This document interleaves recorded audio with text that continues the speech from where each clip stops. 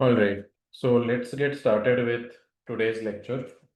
Today is day number 3 of the Vijwara AI Agents Bootcamp, and today is going to be an extremely important lecture because today we are actually going to look at the theory behind agents, and we'll also be seeing our first AI agent on Google Colab, like I mentioned to all of you yesterday. So before we get started, actually, let me do a quick recap of what all we have covered on day number 1 and day number 2. So let's go to day number 1. The main takeaway from day number 1 was that agents take you from point A to point B and they add value to your life, value being time and money. Agents can also plan and take decisions, and they do that through the usage of tools. Furthermore, agents can interact with their environment and they have memory. And in the previous lecture, we saw that the foundation of agents is something which is called as a large language model. So for the people who have registered for the pro plan, I've summarized all of the lecture content in of the previous lecture in this Substack article. So we started the lecture by assuming that if an alien enters town, and if they want to predict the next token, how will the alien go about doing this? Statistical or probabilistic methods are quite difficult here. So that's why we turn towards models. So large language models essentially take sequences of words as input and they predict the next token. That's the main idea. And as they're trained to predict the next token, they also learn about the form and the meaning of the language itself. LLMs have this magical property that after a certain number of parameters, they start developing emergent properties.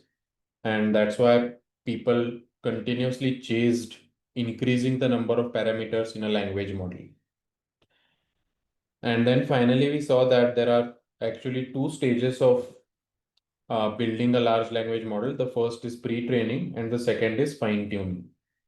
And once both of these stages are completed, we have a language model which can completely understand human language, which can do translation tasks, summarization tasks, essentially all kind of language related tasks which we want.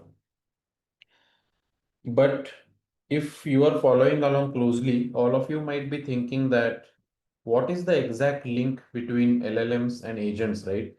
So I'm bringing this screenshot over here right now. All of you might be thinking that what does it mean that the brain or foundation of an agent is a large language model? How do we assemble an agent with the help of large language models? Today we are going to see exactly this. We are going to see how you start with a large language model and then how you can augment the large language model so that it can plan, take decisions, and it has access to tools. We'll also see how you can augment large language models so that they interact with their environment and have memory. So you can think of this lecture number 3 as lecture number 1 plus lecture number 2. And here is where everything will come together. So for now, you might be thinking of this aspect and this aspect a bit separately. In this lecture, we'll merge it together and I'll actually show you how LLMs can be augmented to give them all the functionalities of an agent. But before we understand how agents are actually constructed from the ground up and how LLMs can be augmented to give agents, I first want to show you an AI agent in action, which means we are going to code an AI agent ourselves right now. And I'm going to share this Google Colab code file with all of you right now. I've mentioned this as Vijwara Agents course code number 1. We'll eventually have 8 to 9 code files like this. And so in today's lecture, our aim will not be to understand the code itself. I'll do that in the later lectures. Our goal will be to run the different code cells, and I'll give you a brief overview of what these code cells mean and see the output. In the later lectures, we are going to dive into code-based frameworks and no-code frameworks. where I'll actually explain how the code really works. But in today's lecture, all of you should be able to run this Google Colab code file with me. So I'm going to share this right now with all of you on the chat. And if some people are joining late, you can share this link with those people who are joining late. So Google Colab link is this one. All of you can click on this link and open it. There is one thing which all of you will need, which I mentioned in the previous lecture as well, and that's the OpenAI API key. So those of you who have their OpenAI API key handy, you can paste it over here in between the inverted commas. And let's get started with executing the code step by step. So let's run the first code cell right now. So I've already run it. So I'm just going to wait for a couple of minutes because this first cell takes some time to run. So so if anyone finishes running this first code block, can you just let me know in the chat if you have finished running this first code cell? And when I say finish, you should see a green tick which is appearing over here. In the first code cell, we are just installing some packages such as LangChain, OpenAI, etc. Don't worry if you don't know what these packages mean. I'll cover that in one of the later lectures. As I mentioned, today's aim is to just run this code file and see an agent in action so that you get a feel of what's really going on over here. Um, so there is a question in the chat, do we need to change the imports for Google Gemini API? So we are going to use this package called Chat OpenAI, which is specifically for Chat GPT. For Gemini, the code needs to be changed slightly. So I'll mention those details after the class is done. But for now, we have to stick with Chat GPT. And you have to install these required modules before we get started. So just to clarify, LangChain is the main framework in which we are going to develop our first agent today. And if you can, how many of you are aware about LangChain in the first place? If you have heard of LangChain or if you have used LangChain before, you can just type yes or no in the chat. So yeah, so it's one of the most famous platforms for not just building agents, but essentially building applications on top of large language models. I'm going to cover this in detail in lecture number 5. Uh, all right, so how many of you have finished running the first code cell? Can you type in the chat if you see a green tick over here? I can see that 4 to 5 people have finished running it. That's very good. So this part of the code will take the longest time. Rest everything will be a bit straightforward. Now, as we move next, we will need to put in the API key over here. So if you directly, I have already put in here, so it does not show an error. But for others, you will need to put your OpenAI API key here and then just run this code cell. Um, has anyone successfully run this second code cell by inputting their API key? Yes? Okay, good. I can see that many have run this. For those who are joining late, I'm just sharing this Google Colab code file link once more. So you can follow along with the rest of us. Great. So then we are going to move forward. There is something which is called as ReAct template and something called as prompt template. Again, don't worry about this right now. Just run this currently. Here we are essentially defining the prompt which needs to be given to the large language model. And in this code cell, what we are essentially doing is that we are giving tools. Um, we are giving two tools to the large language model. The first tool is called DuckDuckGo search. How many of you are aware of DuckDuckGo? So if you search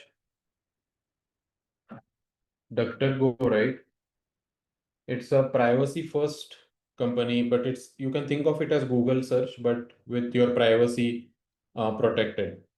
So the first tool which we are giving to this agent is that it can go to any website and search what's mentioned on that website. That's the DuckDuckGo search tool.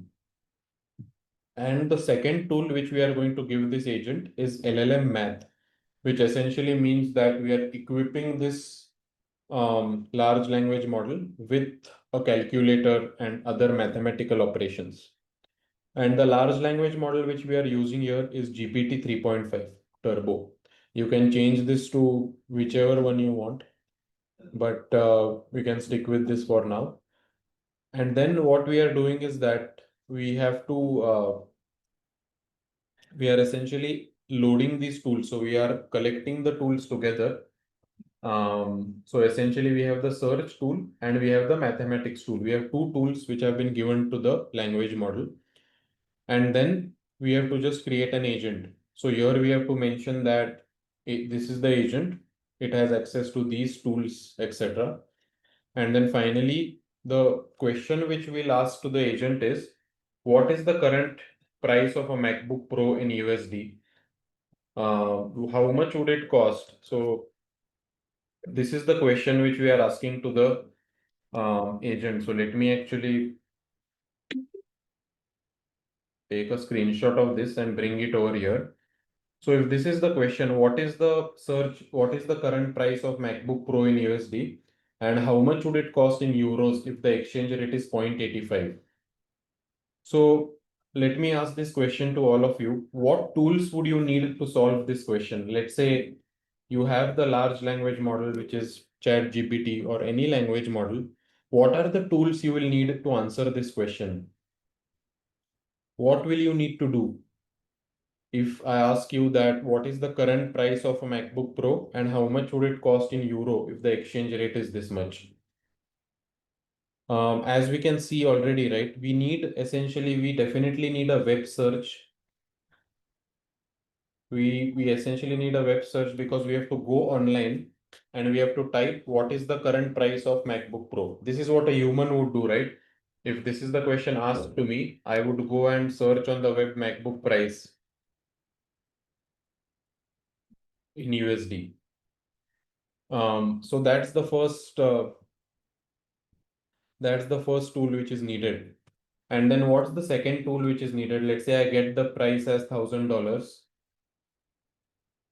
The second tool which will be needed is a calculator. Why would a calculator be needed? Because I have to convert this $1,000 into euros. And for that, I will be multiplying it with 0.85. So to convert this large language model to an agent, I essentially I need two tools. I need a web search and I need a calculator.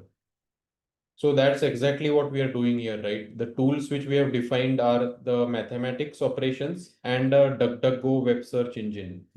These are the tools passed to the LLM. And if you click on this agent executor.invoke, oh, I think I did not put my OpenAI API key over here. So that's why I got this error. So let me just go ahead and um, so now I have put my API key and you can see here. Now let me go and invoke this once more. So now you see what's going on over here. Here we can see that the agent, let's see what the agent is doing. The agent first figures out that I should use a web search engine to find the current price of a MacBook Pro in USD, and then I should use a calculator to convert it into euros. The agent then takes an action. The first tool which it uses is DuckDuckGo. It uses this tool and it goes online to find the current price of a MacBook Pro. And then it understands that the prices of a MacBook Pro start at 1999 $1999.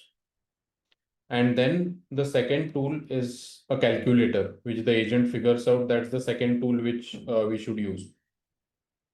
And then you multiply this 1999 with 0.85 to get the price in euros, right? So this is now the price of the MacBook Pro in euros. So let me again hide this once more. So one simple thing which we can do actually is create something called secret keys in Google Colab. Um, the reason I'm not doing this here is because it's sometimes confusing to some people. So here you can go and create secret keys like this. So your API key will be stored as a secret key. But first, how many of you were able to run until here and see the output which I am seeing on the screen right now? Yes. So you can mention how many of you. Okay, so I can see that many were able to run it, but just got a different answer, right? And that's totally fine. Uh, it's fine if you got a different answer as long as you are able to run this code.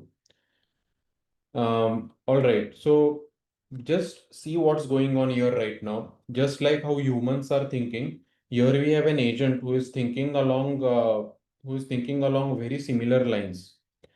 Um, the agent first uses the web search engine to search about the current price of a MacBook Pro. It gets that price and then it realizes that I need to convert this into euros. Um, and then it uses the calculator tool and converts the pricing into euros. And then it says that I now know the final answer. The current price of a MacBook Pro is 1999 dollars, and it would cost approximately 1699 euros with an exchange rate of 0.85. So I deliberately went a bit fast through the code. I just wanted you to get a feel of how agents are working. But now we'll again jump back to our Miro whiteboard and we'll try to see what exactly did we see currently in code. What really happened right now? Currently, all of you would see that we had a large language model in the code, and that language model was ChatGPT. So now all of you who have run the code, it's great. All of you who have not, it's fine. You can do it after the lecture is over. Now it's time to focus on the main theory part. Okay, so pay a lot of attention to what's going on right now because I'm slowly going to explain what we just saw in the code. All of you saw that we used a large language model and that was actually GPT 3.5. Okay. Then we also saw that there were tools which were used. The first tool which was used was a web search, and the second tool which was used was mathematical operations, like let's say calculator. This is what we saw, right? But this is the output which was produced, and it seems like there is really a lot of thought which is going on. The agent thinks like a human. The agent formulates its thoughts and then it takes actions. So what exactly is going on here? And why do we get descriptive answers like this? Where exactly is a large language model used in this process? Um, did we see something magical? Let's deconstruct it now. Once we understand it, it will no longer be magical. We'll now take a step back and we'll understand two things which have led to this answer. The first concept which we need to understand is tools and what exactly are tools. And the second concept we need to understand is something which is called as a ReAct framework. So until now in this bootcamp, I've used the term tools very vaguely, but it's actually one of the most important things which convert a large language model into an agent. Okay, so let us understand what tools are and how we can supply tools to a large language model so that it becomes an agent. Okay, so the simplest way I like to think about it is tools essentially are just weapons which a large language model receives so that it can interact with its environment. And tools can come in various forms. There can be a web search tool. There can be a tool for image generation. There can even be a tool for, let's say, code generation, code evaluation. There can be a tool which retrieves documents. There can be a tool which interacts with an external API such as GitHub, YouTube, Spotify, etc. So essentially, tool is any such thing which allows an LLM to interact with its external environment. Okay. Uh, Tools. So we have only seen web search and the calculator tool, but subsequently in this bootcamp, we'll see all of these tools which will be utilized. But then let me ask you the question that, okay, these are the tools and we need to pass a tool to the LLM. How do we let the large language model know that it has to use the tool? Uh, how do we tell the large language model that this is a tool uh, which you have to use? So LangChain, so someone has answered LangChain. That's not, so always think from first principles, right? LangChain is a package which is developed, but the question which I'm asking is, the answer is not React framework also. I have not taught these things yet. So try to think from first principles. Uh, let's say you have a large language model. How do you tell the large language model that it has to use the tool? And the answer is actually very simple. I hope someone answers that in the chat. Yeah, exactly. Now I think we are getting to the correct answer, right? The answer is only one word and it's as simple as the prompt. So agents, the more you learn about agents, the more you will understand that um, LLMs and prompt engineering are extremely important to really understand agents. And here is why. So if you have a language model right now, let's say ChatGPT, right? What is a prompt? A prompt is anything which I type. So if I type, hey LLM, here are the tools which you have access to. I want you to use these tools. And then we provide the list of tools to the language model. And this is the simplest way I can explain how large language models can acquire tools and then they can execute actions based on these tools. And I'm going to show you now how such a prompt is actually augmented. But please keep in mind that a good tool complements the power of a language model. If an LLM struggles with math, you give it the calculator tool. If the language model cannot find latest information, you can provide it with a web search tool. If a large language model is struggling, so let me ask you a question. If the language model is struggling with finding the correct weather, what's the tool which you will give? If you have a language model and when you ask the weather of a place, and that weather is answered incorrectly by the language model, what's the tool which you will give to the language model in such a case? You will probably give a weather API, right? What I mean by weather API is that you will give access to some API which the LLM can request the answer from and then get the answer from that API. If you don't know what an API means, just think of it as websites like, let's say, AccuWeather. So websites such as AccuWeather essentially have APIs which you can use. So the LLM can ask this website that, hey, can you help me to get the answer which is requested by the user because I am not able to answer on my own. So that's how tools complement the power of a large language model. But now I want to show you how do tools actually work. So as we saw yesterday, large language models can receive input texts and generate output, right? These input texts which a large language model receives, it's called a prompt. These input text which a large language model receives, it's called a prompt. And unless we mention some things in the prompt, large language models cannot call tools on their own. So we need to tell the language models that, hey, LLM, this particular tool exists, and here's how you have to use this particular tool. So the way agents or any package like LangChain or any agentic framework is actually written is there is a lot of prompt engineering which goes on in the background. So let's say if you want to make an agent which answers this question about weather, right? What is the weather in Paris? So you first have a language model, and then the language model has access to the weather tool.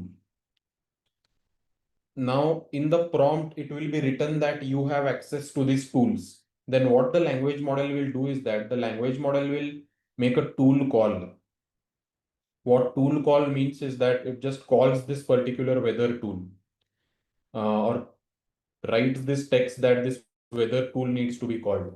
The language model, it has now become an agent because it's equipped with a tool call. So the agent reads this response and the agent executes the tool call on the language model's behalf. And then we get the weather data, and then the language model uses the weather data for further uh, for getting further responses. So essentially, if you see, it's the whole process is actually quite simple. You have a language model at the initial stage. Then the language model, if the question is about weather, right, then there is some text which is generated, uh, which calls that particular tool. Let's say that text is something like call a weather tool.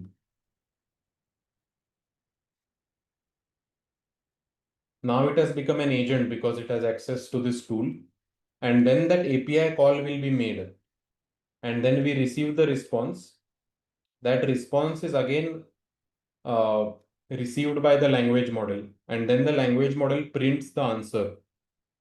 So tools, the way tools are integrated into language models is through prompt engineering. We mention it in the prompt itself that this is a tool which has to be used. And the way it's done is that, so here I've taken a screenshot of how LangChain or other packages actually work. In the prompt, we have to mention that you are an AI assistant. So let me mark this with the yellow color. In the prompt, it's mentioned that you are an AI assistant designed to help users efficiently and accurately. Your primary goal is to provide helpful, precise, and clear responses. And it's also mentioned that you have access to the following tools. And then you mention a description about the tool. That's very important. You have to mention that what the tool really does and what are the inputs which the particular tool expects.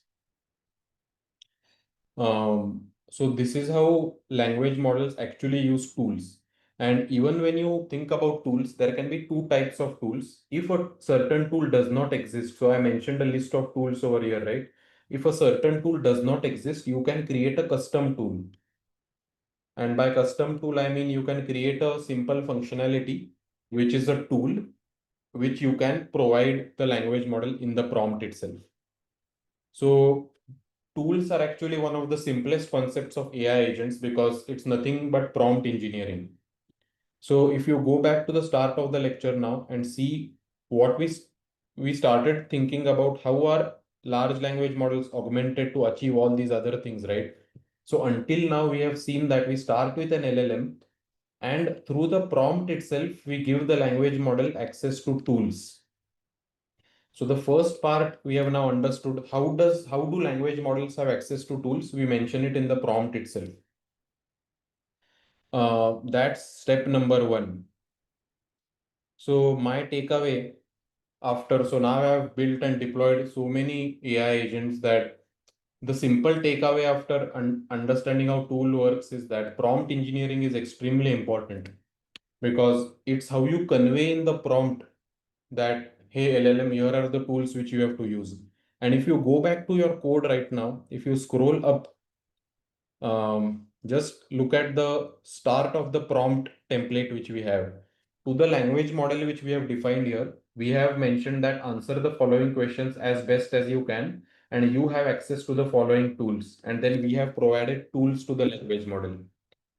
This is the first aspect of how language models became or have or use tools to become an agent. That's part number one. So let me pause here for a while and ask, does anyone have any doubts or questions in the first part?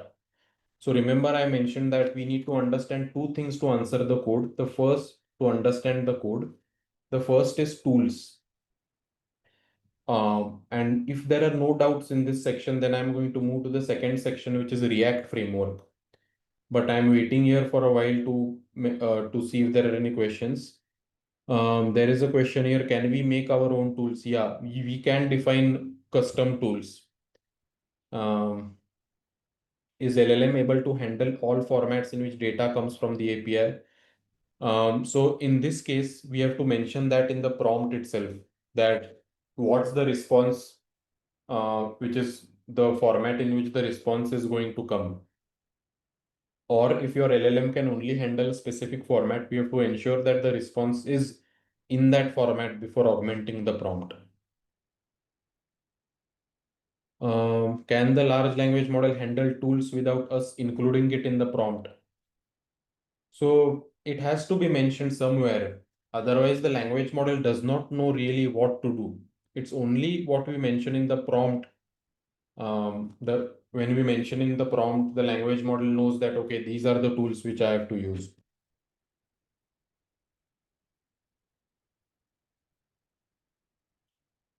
Okay, let's see. Are there scenarios where we need do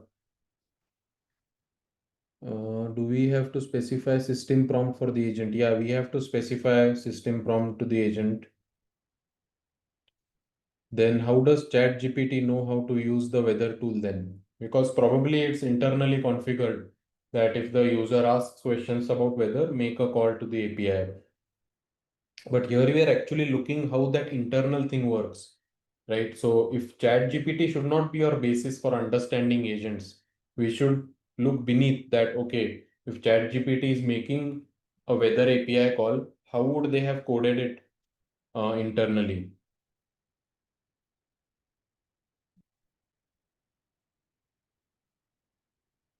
So what I'm mentioning right now is we don't have to write this for every single agent. That's why we use frameworks such as LangChain. So in LangChain, LangChain already has defined some tools for us, so we don't have to write too many custom tools. And LangChain already comes with predefined templates like React agent, etc. So that makes our job easy. Is NLP a part of it? So NLP is the broader umbrella, right, under which we have large language models. So definitely this this all these lectures come under natural language processing by default. Okay, now let's move to the second part, which is understanding the React framework. Um, and why do we need a framework like React? Because if you see very carefully, we started with this screenshot, right? And until now, I've told you that agents have access to tools and how agents use tools, but we have not learned about two things. How can agents plan and take decisions? And how can agents interact with their environment and have memory? How do we go about doing this? Because until now, I just explained to you how an LLM can receive tools in its prompt um, and use those tools. But I did not explain how can agents plan and take decisions and how they can interact with their environment and have memory. So the underlying framework to help agents do this is called ReAct framework. And I mentioned this paper at the start of the first lecture itself, but let me share this paper in the chat. This is one of the pioneering papers from, I think it came out in 2022 or something. Yeah, ReAct. So this is the paper. I would encourage all of you to just take a look at it. So if you see, it's called ReAct because it's reasoning and action. So re stands for reasoning and act stands for action. And let me deconstruct this framework to you step by step. This framework will eventually help agents interact with the external environment and help them to plan and reason. So here is how the ReAct framework was actually born. We initially started with something called chain of thought prompting. And chain of thought prompting essentially helps language models to answer as if they are thinking and as if they are planning. So let's say if you have a question that Roger has 5 tennis balls, he buys 2 more cans of tennis balls, and each can have 3 tennis balls. How many tennis balls does Roger have? So actually to do this calculation, we all know that it's 5 plus 2 multiplied by 3, right? That's our reasoning. So the answer is 11. But in the first case, we only say that the answer is 11. And then we ask a new question. The cafeteria had 23 apples. If they use 20 to make lunch and bring 6 more, how many apples do they have? So in the first case, which is standard prompting, the LLM answers incorrectly. But then people figured out a method which is chain of thought prompting, which means that in your prompt itself, if you tell the LLM how reasoning is done, the language model mimics that in its responses.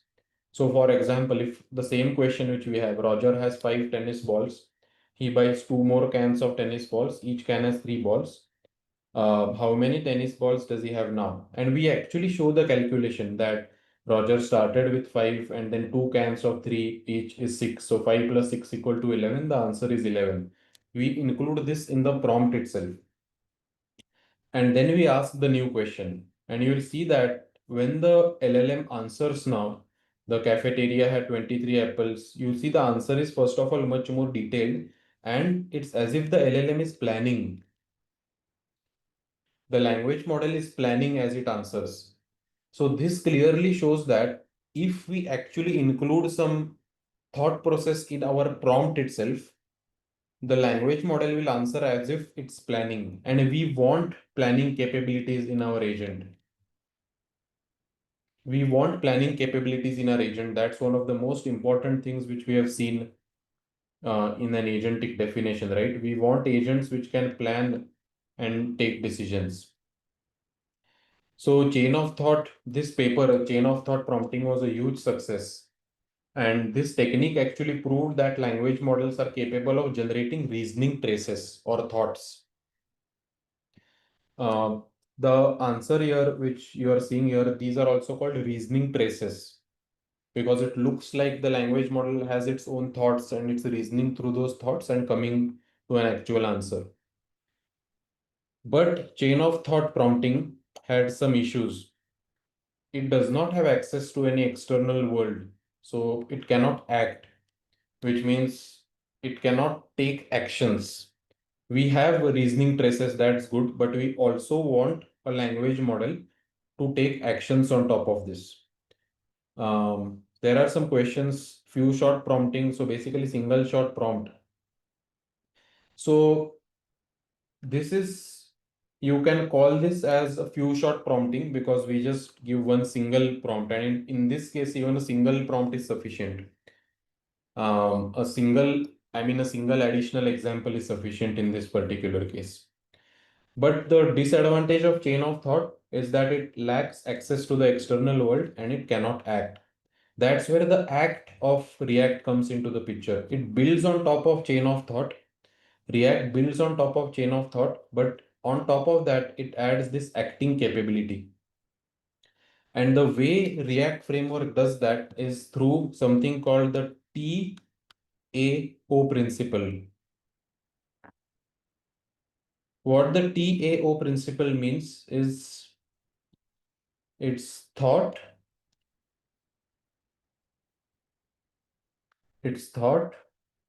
action, and observation. And actually, it's a loop. So I should actually draw it as follows: T, thought, action, and observation. It's in a full loop like this.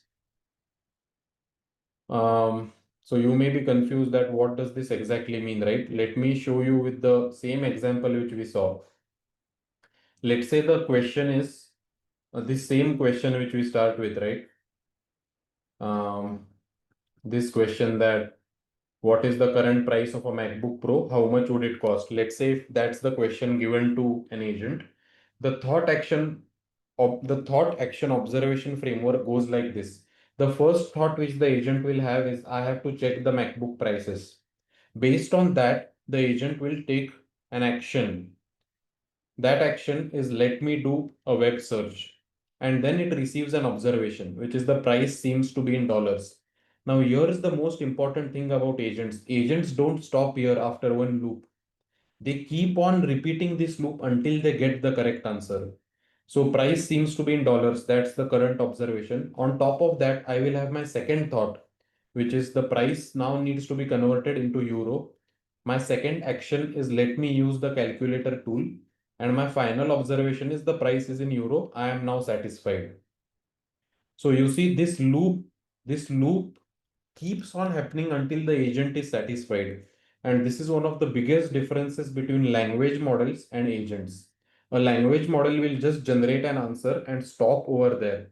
But in this thought, action, and observation framework, the agent keeps repeating this loop until it has an answer which it thinks is right. If it's not, it will go to the loop again. So for example, the things which I've shown in the red here right now, on or let me mark it with the first circle in red. So the first circle which I'm marking right now, this first circle, that's the first loop of the agent. Thought, action, and observation. I have to check MacBook prices. That's the thought. Let me do web search. That's the action. Price seems to be in dollars. That's the observation. It does not stop here. We go to the second loop. Thought. So the second loop is essentially the outside loop, which is this loop. So the thought is the price needs to be converted into euro. Let me use the calculator tool. That's the action. And then the final observation is price in euro. The agent is satisfied here and then it stops. So this is the main difference between chain of thought prompting and the ReAct framework. Because if you see in chain of thought prompting, there is no thought action observation framework loop like this. There is only thinking and the answer. ReAct essentially builds on top of this because it adds reasoning and acting. Where does the acting come into the picture? It's the action part. And these actions are actually performed through the usage of tools. So now see, this is where everything actually comes together. The actions are performed using tools. And we already looked at tools before, right? The tools are actually used in this thought action observation framework. That's the reasoning plus acting. And here you see the whole framework is such that the agent continuously interacts with the external environment. So this observation which it has, it's through its interaction with the external environment. In this observation, the agent can also receive human feedback. Remember in the first lecture, we talked about human feedback. We can even give feedback in the in the observation. So then the agent again goes into this loop. So essentially agents are LLM equipped with tool, that's fine. But using the ReAct framework, agents can interact with external environment to add additional information into their reasoning. So there is reasoning here, there is action here, and there is observation and this entire loop. And this diagram which you are seeing right now, that is the main difference between LLM and agents. So it's a simple addition that these people actually thought of this loop, right? That the thought action observation framework needs to be set into a loop. And they got huge benefits through this simple framework. You can call this a ReAct framework, you can call this agentic framework, you can call this agentic AI, etc. But broken down into its simplest form, agents just have this thought process in their minds. So they have this framework which guides them and they have access to tools. Now, the simplest analogy which I can think of is, let's say that there is a kid, right, which is left out into the environment. And there are 5 chairs here, and the kid needs to find that chair which has the candy. So here you will see the thought action observation framework, right? The kid first goes to chair number 1. It sees that there is nothing over here. That's the observation. So the thought is now there is nothing in chair number 1. So the action is let me go to chair number 2. Again, the observation is there is nothing here. So then again, the thought is that there is nothing in chair 2. Let me go to chair 3. So similarly, when kids are in their external environment, when they receive feedback from the external environment, we are also in this thought action observation cycle continuously. In fact, if you think about all of the decisions we humans make, it can be boiled down to this simple framework where we are in an external environment where nothing is fixed. We are continuously receiving feedback, and through that feedback, we are improving, we are learning. And if you observe very closely, for this to work, agents need to have memory. Why am I saying that? Because let's say the kid here, right? After going to chair number 3, if the kid suddenly forgets what has come before, it might go back, right? So you need to have memory for this to proceed. So the thought action observation framework definitely needs the agent to have memory of the interactions which it has had in the past. So for example, here, right, we need to have memory of what happened in my first loop. I saw that the price is in USD, because if this memory does not come to the next loop, then this framework is useless. That's why now if you go ahead and if you go to the top of the lecture, and now if we try to deconstruct how can agents plan and take decisions, and how can they interact with their environment and have memory, that is because of the React framework. And where is this React framework actually implemented? The React framework is also implemented in the prompt itself. So right in the prompt, we give the agents access to tools, and the React is also there in the prompt. So if you see here, if you closely see the prompt, there is the thought, there is the action, and there is the observation which is mentioned in the prompt itself. And LangChain by default has something called create React agent. And this is a package, but it will use this thought, action, and observation which we have defined over here to go into that loop. So see here, the thought is you should always think about what to do. Action is the action to take should be one of the tool names. See, here is where I mentioned that when you want to um, take an action here, here is where you have to use the tools. So the action to take should be one of the tool names. The action input is the input to the action. So if it's, let's say, weather API, the input is maybe the city where you want the weather. The observation is the result of the action. And see what's mentioned here. This thought action observation framework is repeated n times. So this thought action observation is repeated n times. And finally, when the LLM thinks that, okay, now I know the final answer, that's when we come out of this loop. That's when we come out of the thought loop. So it's all in the prompt. So if you might be thinking, okay, I understood the React template and I understood the tools, where is the place where we give that to the LLM? Everything is given to the language model in the prompt itself. So in the prompt itself, we tell the LLM to go through this thought action observation loop and only stop when you think you know the final answer. So see, we are relying so much on the power of an LLM to understand language, because if your model did not understand language, this entire framework is useless.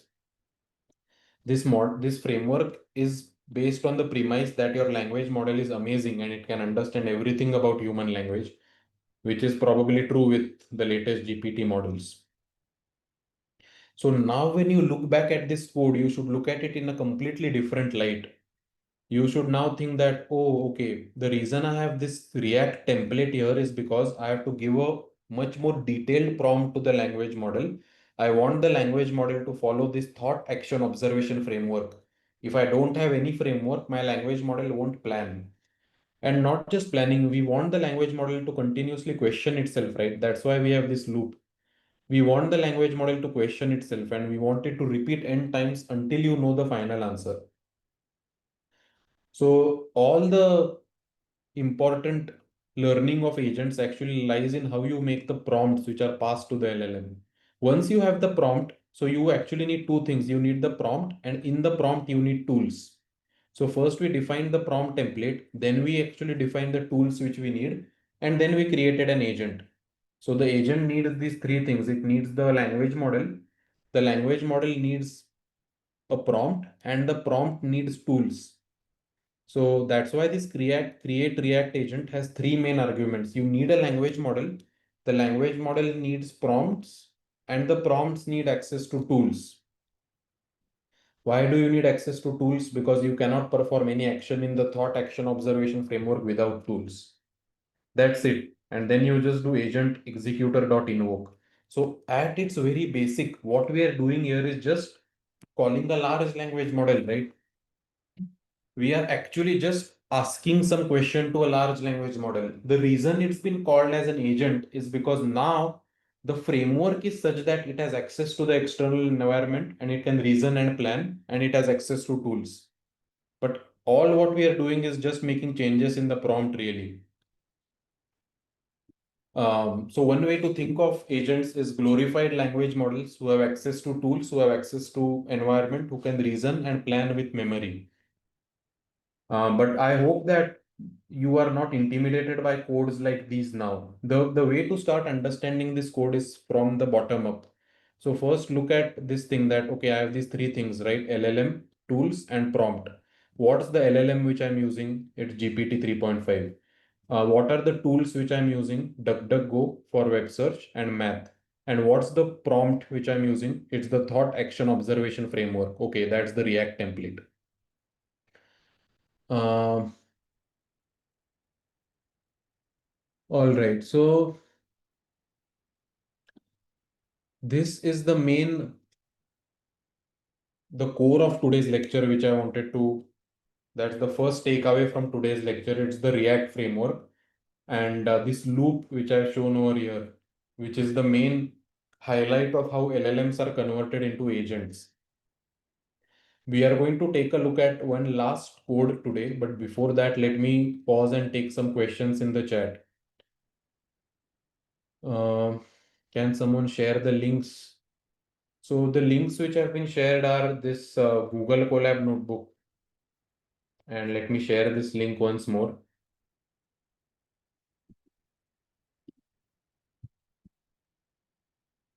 Yeah, so this is the Google Colab notebook, which you can open. Let me see if there are any other questions. Are we going to have a class on prompts? No, we will not have a separate class on prompts, but as we develop agents in subsequent lectures, I'll show you how you write effective prompts. There's a good question that what if the agent goes in an endless loop? So usually when we'll define agents, there is a max iterations which we set. So that's the maximum number of times it can go in that loop. What's the difference between the reasoning models and agents? Reasoning models again are not equipped to take actions with tools, right? Um, Agents are equipped with tools. So the prompt specifically mentions usage of tools. The main thing of agents you can think of it's reasoning models in a loop, uh, and also reasoning models reason and stop. They don't self-evaluate themselves many times. We can define an agent to enter a loop countless number of times and then take action. Can agents end up overthinking and give wrong answer? Yeah, probably. We are already seeing that with some reasoning models, right? But we need good amount of thinking for planning. So if you take a look at the first lecture and the example which we took in the first lecture regarding the Spain trip, right? That needs a lot of planning. So we would want our agent to think. Um, does the React agent created in the notebook have memory? That's actually quite a good question. So by default, React agents have memory, but they don't have infinite memory. So for example, there is something called conversation window buffer or window memory buffer, which we can set, which defines the amount of memory which a React agent has.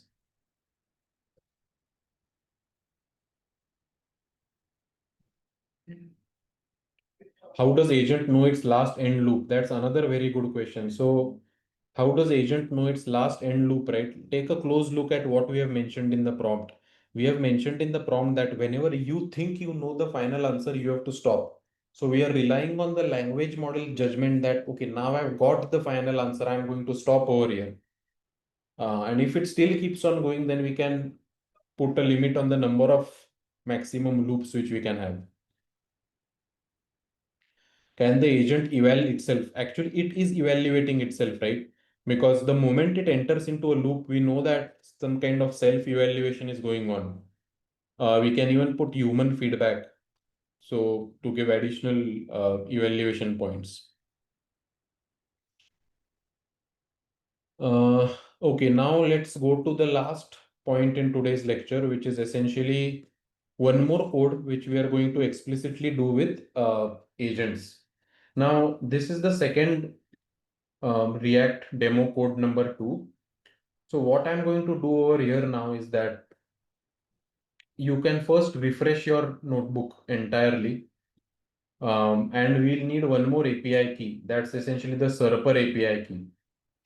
So what I'm going to do is that I'm going to refresh here once more. And meanwhile, let me show you the Serper. How many of you know what Serper is?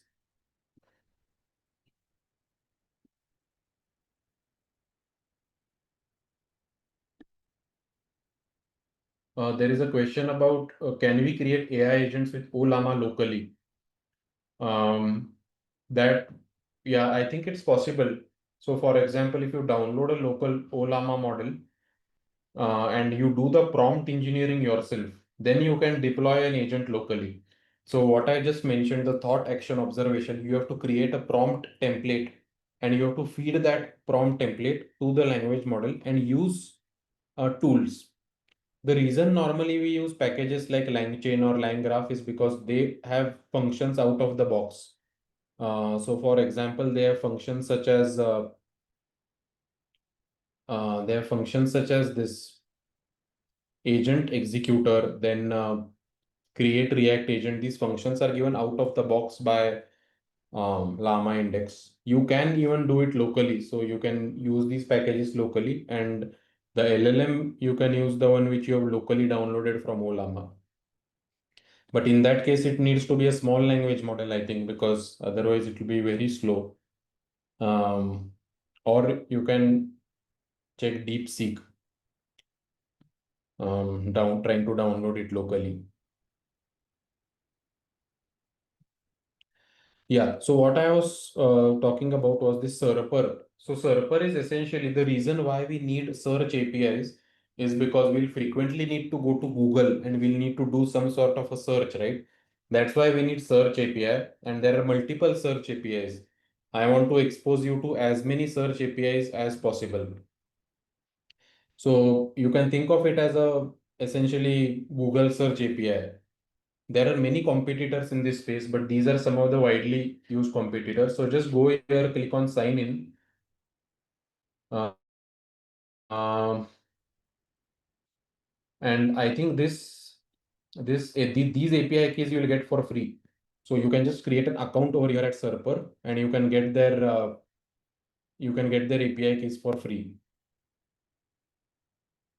You can create an account, login using Google, and then it will directly prompt you towards creating an API key. So I have already got my API key here on the free tier. So you can now start running the rest.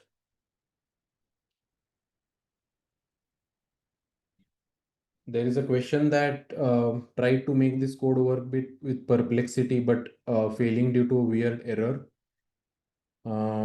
Yeah, so Perplexity, I have not actually tested it out with this code. So I need to see how that actually works. Okay, so let me run these packages once more. Meanwhile, let me explain what's going on in this code. So what we are going to do in this code right now is that it's a simple thing. We are just going to ask a question, that some random question, and then we are going to use the Google search or the Serper API, and we are going to use it along with another tool, which is the calculator tool. So let's see. Meanwhile, let me take some questions in the chat. The API key for OpenAI has a rate limit. Yeah, so you'll have to update your balance to move past the rate limit on OpenAI right now. But in the second code, let me quickly explain what's happening. So we have the OpenAI API key, and we have the Serper API key. And see, again, what we are doing here is that we are initializing an agent and we are using tools. The tools are the Serper API tool and the LLM math, which is essentially calculator, right? And then the agent which we have mentioned is zero shot React description. So now all of you should intuitively understand what this really means. What does it mean agent equal to zero shot React description? It means that we are using a React framework, and it's a zero shot React framework, which means we are not passing any examples in the prompt. Um, and then finally, what I'm going to ask over here is that, let's say, who are Dr. Raj Dandekar's co-founders and what is their current age raised to the power of 1? So here again, what are the tools which will be needed? Can you type it in the chat that who are the if you want to find the co-founders of a person, what tools will be needed? And let's say we want to take the current age raised to number 1 power, whatever. Yeah, we need Serper for web search, right? And we need to use the math tool. So here again, I'm using the Serper API, but the answers which we get is not very good because there is not too much information about this online. I think you can replace this with anything which you want. You can put your name over here. But the point here is that take a look at this thought action observation framework over here. The first thought is that I can use a search engine to find information. That's the first thought. The action is that I am going to use the Google Serper tool. The action input is Dr. Raj Dandekar, co-founders. And uh, the observation is whatever that the current age is this. So the thought action observation framework, which we learnt about on the Miro, that's the exact same thought action observation framework which is now happening on the screen. Let's see. I tried using LangChain with Gemini models, however, I was unable to use that React agent. Yeah, so with LangChain, OpenAI libraries are very much compatible. So if you see, there is the import chat OpenAI package that's extremely compatible with LangChain. All right. So now let's see how many of you were able to run this second demo code. Can you mention in the chat if you are able to run this and what are the answers which you are getting? So I think Manish is able to run this code. Um, Good. I ran into errors where the output is tuple. Yes. So Madhavan is also able to run this code. That's quite good. So as you can see, the answer might be a bit hallucinating a bit, right? And we are going to look at some examples later to reduce hallucinations and to ground the LLM output in reality. So the reason I took this example is to mention that we should not blindly trust the answers given by an agent because an agent at the heart of it is ultimately a large language model, right? And large language models can hallucinate. So that means that agents can also hallucinate. Um, but some takeaways which I want all of you to remember after this lecture is that agents essentially are large language models which have access to tools. They are built on top of this framework, which is called as the ReAct framework. The ReAct framework is a thought action observation loop. So we have a thought, we go into the action and we see the observation. That's the thought action observation loop. In the action, we have access to tools. And I've already exposed you to some tools and I'm deliberately exposing you to more and more tools which are used in industry. So for example, the Serper API, which I just showed you right now, right? The Serper API is a very widely used search API in industry settings because it's extremely fast and it's also cheaper. So I'll introduce you to many such API calls like these. Um, okay, can someone share the Google Colab code file? So let me share the Colab code file once more.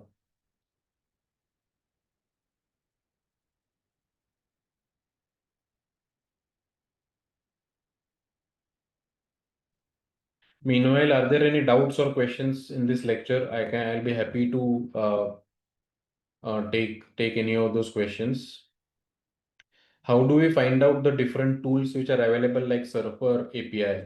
So what one of my main goals in this bootcamp is that I'll eventually introduce you to all of the type of tools which I've mentioned here. I'll introduce all of you to these categories of tools. I'll introduce you to the web search tool which we already saw. There is Surfer. Then I'll introduce you to image generation, retrieval, and different API tools. So in those lectures, I'll try to cover as many as you can. Um, are all packages for agents prompt types configured in LangChain. So let me actually now explain one more thing. Now what we saw is we saw the React framework, right? In the next lecture, we are going to actually start looking at frameworks for building agents.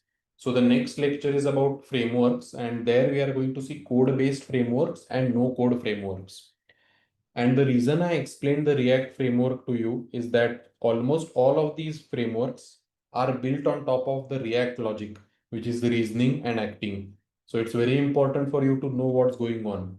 When we take a look at these codes, most of the underlying thing will be abstracted away. At that time, we'll just use a package. So it will be difficult for you then to understand what's going on. That's why this lecture was very important. So when you see something like, let's say, if you see something like this create React agent, you should know what this means instead of blindly using this in the packages. We are going to have a separate lecture on Lang graph, Llama index, and small agents where all of them have possibilities of creating React agents like this. They all use different um, code, different code, but the underlying thing is the same thing.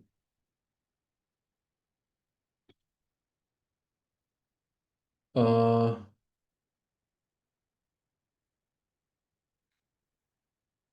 let's see, there are many questions.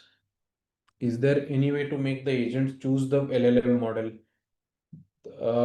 We can, there are some agents which choose the model automatically. For example, we have a routing layer and the layer chooses the model on its own based on if you want to prioritize on cost, etc. But mostly it's given to the LLM. So three it's given to the agent. Three things need to be given to an agent mostly. The language model needs to be given, the tools need to be given, and the prompt needs to be given. If the agent evaluates itself during TAO loop, how is it trained to do so? So the training lies in the prompt itself, because in the prompt itself, we have mentioned that, okay, here is how you should think about this question. Here is how you should go into the loop. If the answer is not correct, go into the loop once more. So all the details have been mentioned in the prompt. Um, it seems like the real magic is the emergent properties of LLM. And now we use LLM in different ways to get the answer. Yeah. So again, if you think about it, the reason agents have become so popular is because they rely completely on LLMs. And if LLMs did not have emergent properties, the LLMs were not so good at many tasks, agents will naturally be performing worse. Um, So can I say that the whole code is an agent which solves the particular problem with LLM as its brain? Yeah, that's probably a simplest way to think about it, that the LLM is the brain of an agent. The tools you can think of as arms and limbs of the agent, but don't forget about the thought action observation loop. That's probably the most important. Are multiple iterations always necessary for accurate predictions, right? Mostly because if you want to plan something, planning never happens in a single shot. So if you want to plan and make decisions, you always need to go in a loop. Otherwise, planning is not good. And if you think about humans, right, when we plan, we also go into multiple loops. We don't immediately get to the correct answer.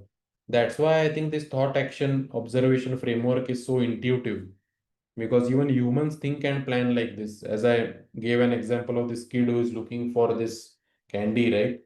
As the kid navigates the external environment, we automatically are in the thought action observation kind of a bubble.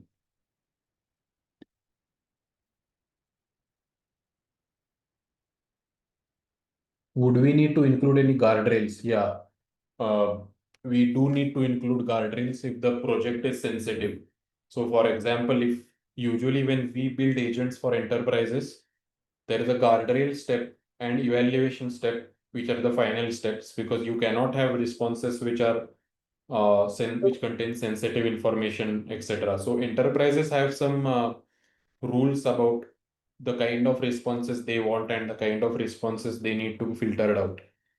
So for that, we have to add a guardrail layer on top of the output of the agent.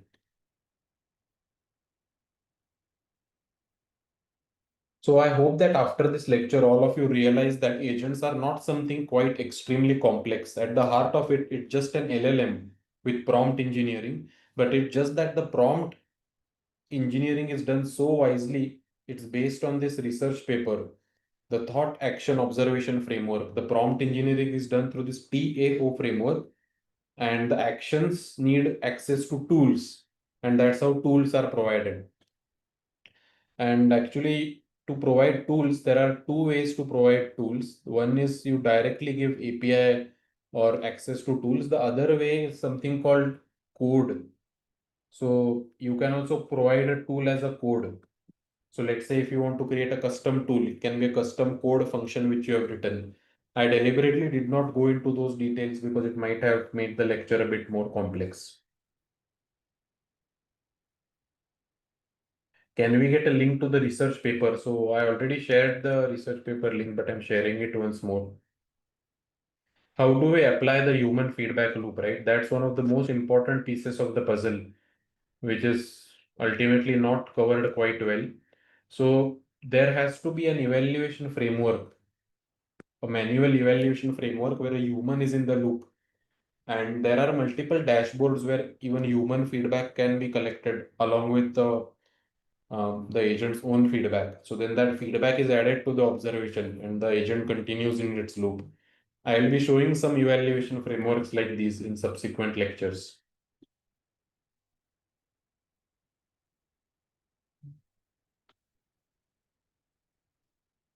How does it know it's not the right answer?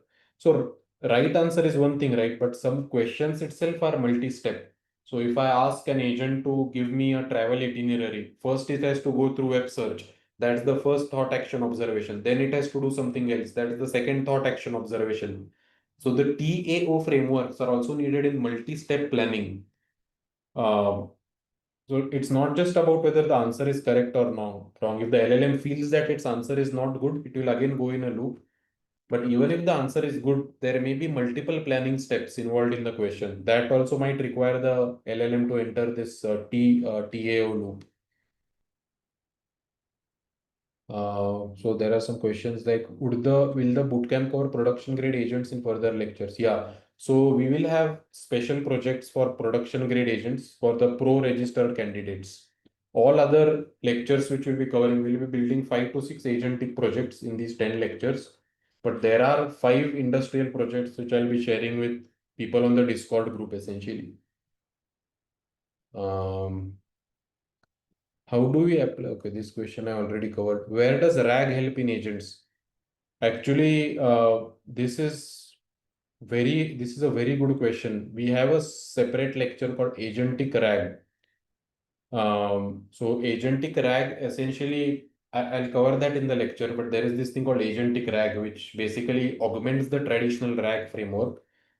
In traditional RAG, you don't have this TAO loop, right? In agentic RAG, you have this loop. So agentic RAG is better for some things than traditional RAG. When we learn about Llama index, we will learn about agentic RAG. I think that's in lecture number 6. All right, everyone. So this brings us to the end of this lecture. In the next lecture, we'll look at frameworks for agents. So we'll look at Lang, we'll look at the introduction to the frameworks, and then the day after the next, we'll actually start building through frameworks. So next lecture will be on introduction to coding frameworks and no code frameworks. But now that you understand the theory, all the frameworks which come after this will be based on the theory. Next lecture will be held tomorrow at the same time. Um, so 2 p.m. IST on Wednesday, 25th June. That will be the next lecture, and I'll also upload the recordings. The recording of all previous lectures are on the dashboard. And those of you on the pro plan, the recording lecture notes are also on the dashboard. And on Discord, I'll be uploading some new assignments. Thanks everyone for attending, and I look forward to seeing you in the next lecture.